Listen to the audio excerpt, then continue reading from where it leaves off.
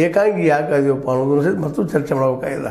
ಯಾಕೆಂದ್ರೆ ಈ ಒಂದು ಏಕಾಂಗಿತನ ಇವತ್ತು ನಮ್ಮನ್ನು ಭಾಳಷ್ಟು ಹಿಂದಕ್ಕೆ ಒಯ್ಯುವಂಥ ಸಾಧ್ಯತೆಗಳಿದ್ದಾವೆ. ಅದಕ್ಕಾಗಿ ಇವತ್ತು ನಮ್ಮ ಡೊಬಾಲ್ ಅವರು ಪ್ರಶ್ನೆ ಮಾಡಿದ್ರೆ ಉತ್ತರ ಹುಡುಕಬೇಕಾಗಿದೆ. ಅವರು ಇವತ್ತು ಏನಪ್ಪ ಅಂದ್ರೆ ಸ್ಪಷ್ಟವಾಗಿ ಹೇಳ್ತಾ ಇದ್ದಾರೆ, ಏನಪ್ಪ ಅಂದ್ರೆ ನಾವು ಆಂತರಿಕ ಭದ್ರತೆ ಹೆಚ್ಚು ಮಾಡ್ಕೋಬೇಕು, ಜೊತೆಗೆ ಇನ್ನೂ ಸ್ವಲ್ಪ ಮ್ಯಾನುಫ್ಯಾಕ್ಚರಿಂಗ್ ಡಿಪಾರ್ಟ್ಮೆಂಟಲ್ಲಿ ಹೆಚ್ಚು ಬೆಳ್ಕೋಬೇಕು ಅನ್ನೋದು ಮಾತು ಹೇಳ್ತಾ ಇದ್ದಾರೆ. ಮತ್ತು ನಾವು ಇವತ್ತು ಫಾರ್ಮಲ್ ಇದ್ದೀವಿ ಅನ್ನೋಂಥ ಒಂದು ಮಾತನ್ನು ಹೇಳಿದ್ದಾರೆ. ಆದರೆ ಅವ್ರು ಹೇಳುವಂಗೆ ನಮ್ಮದೆಲ್ಲ ಇದ್ದರೆ ನಮ್ಗೆ ಸಂತೋಷ ಅದ. ಬಟ್ ಆದ್ರೆ ಏನೈತಪ್ಪ ಅಂದ್ರೆ ಪರಿಸ್ಥಿತಿ ಇವತ್ತು ಅವ್ರು ಹೇಳುವಂಗೆ ಎಲ್ಲನೂ ಇಲ್ಲ. ಆಪರೇಷನ್ ಸಿಂಧೂರ್ ನಿಂತು ಹೋಗಿಬಿಟ್ಟದ, ಜನರು ನಿರಾಶೆ ಆಗಿದ್ದಾರೆ. ಅದಕ್ಕೆಲ್ಲ ಕಾರಣ ಅಂದರೆ ನಾವು ತೆಗೆದುಕೊಂಡಂಥ ನಂತರದ ನಿರ್ಧಾರಗಳು ಅನ್ನೋದು ವಿದೇಶಿ ಮಟ್ಟದಲ್ಲಿ ಸ್ಪಷ್ಟವಾಗಿ ಕಾಣುತ್ತಿರುವಂಥ ದೃಶ್ಯಗಳಾಗಿದ್ದಾವೆ.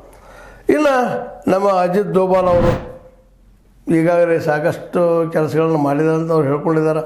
ನಾವು ಇವತ್ತು ಅವ್ರನ್ನ ಕೇಳೋದೇನಪ್ಪ ಅಂದ್ರೆ ಹಂಗಾದ್ರೆ ಇದು ಎಲ್ಲಿ ಬಂದು ಐತ್ರಿ ಇದು ಎಲೆ ಅದಂದ್ರೆ ಪಾಕಿಸ್ತಾನವು ಇವತ್ತು ನಮ್ಮ ವಿರುದ್ಧ ಎದ್ದು ನಿಲ್ಲುವಂಥದ್ದಾಗ್ಯದ.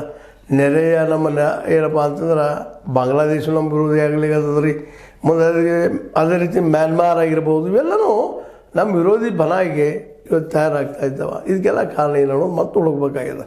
ಒಟ್ಟಾರೆಯಾಗಿ ನಮ್ಮ ಅಂತಾರಾಷ್ಟ್ರೀಯ ನಿಯಮಗಳು ಅಥವಾ ಅಂತಾರಾಷ್ಟ್ರೀಯ ಒಂದು ನಾವು ವಿಚಾರಗಳಿದ್ದೇವಲ್ಲ ಅಲ್ಲಿ ನಾವು ಸೋತಿದ್ದೀವಿ ಏನು ಅನ್ನೋಂಥ ಒಂದು ಪ್ರಶ್ನೆ.